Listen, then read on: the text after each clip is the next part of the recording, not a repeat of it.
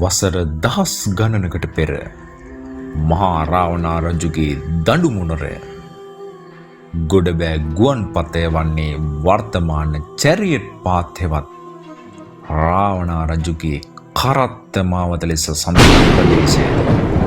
අද අපි ඒ පිළිබඳ විමර්ශනය කරමු.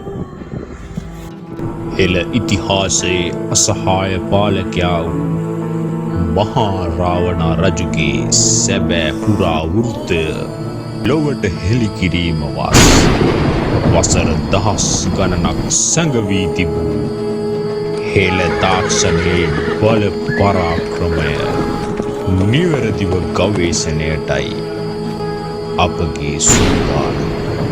රාවණා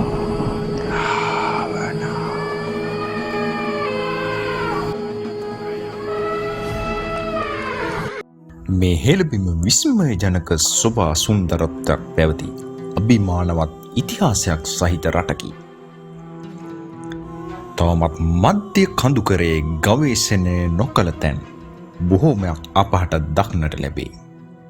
එහි ඉතිහාසයේ අභිරහස් බොහෝ සැඟවී ඇත්තේ රාවණා රජ සමයත් සමග.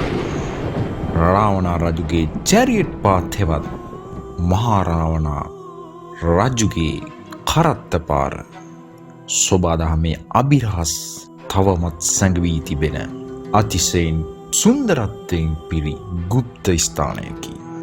එය සංචාරකයින්ගේ මනදොල සපුරන විස්මජනක සෞන්දර්යයෙන් පිරුණු මධ්‍යම කඳුකරයේ පිරි සොඳුරු ස්ථානයකි. මහා රාවණා රජු මේට වසර 5000කට එපිටින් මේ හෙළබිමේ සිට මුළු ලෝකම පාලනය කළ බව අපි ඔබට පාසන්නෙමු.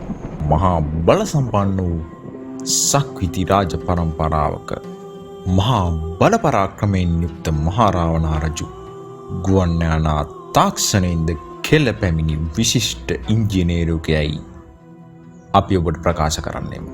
ඔහුගේ ගුවන් යානා විශේෂය විමාන හෙවත් දඬු මුනරය ලෙස හැඳින්වෙන බව ඔබ සැවම දන්නා කරුණකි.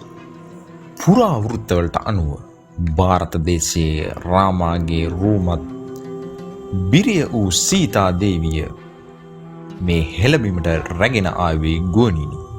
ඒ ලෙස රැගෙන සීතා දේවියට තම රාජ්‍යයේ සුන්දරත්වය පෙන්වීම සඳහා මෙම ඓතිහාසික ස්ථානය තෝරාගත් බව පුරාවෘත්තවල සඳහන් වේ.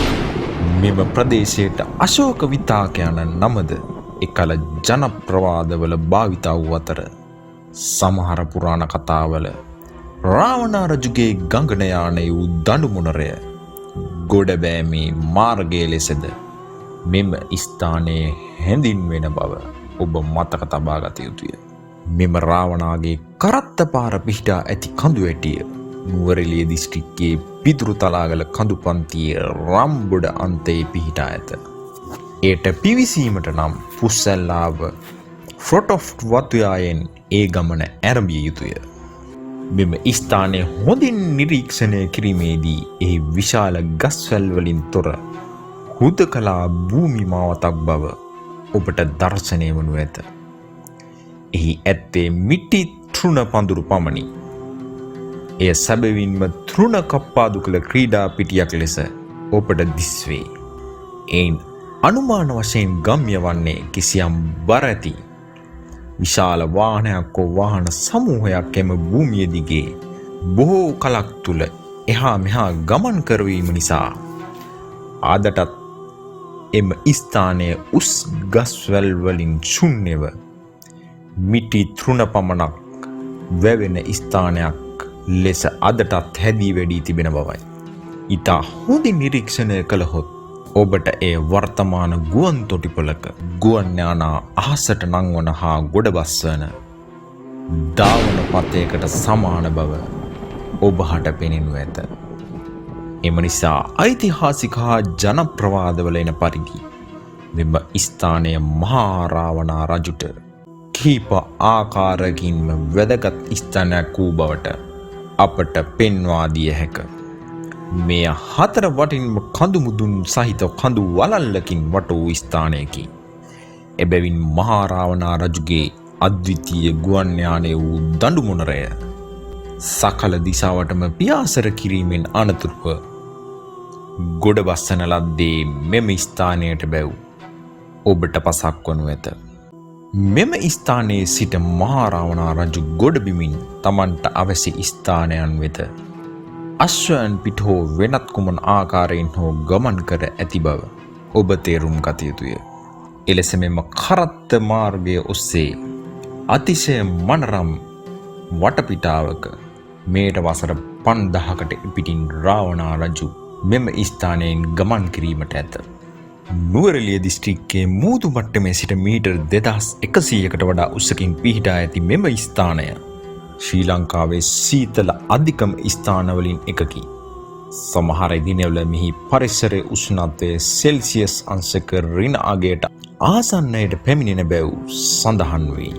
මහාරාවණා රජු නිරන්තරයෙන් ඇසුරු කළ ප්‍රදේශ අතර බලංගොඩ බෙලිහුල් හොය කොත්මලේ හෝටන් තැන්න ලකේගල හා නකල්ස් කඳු ඇති ප්‍රදේශ මෙන්ම මෙම මධ්‍ය කඳුකරද ඇතුළත් බව ඔබ මතක තබා ගත යුතුය.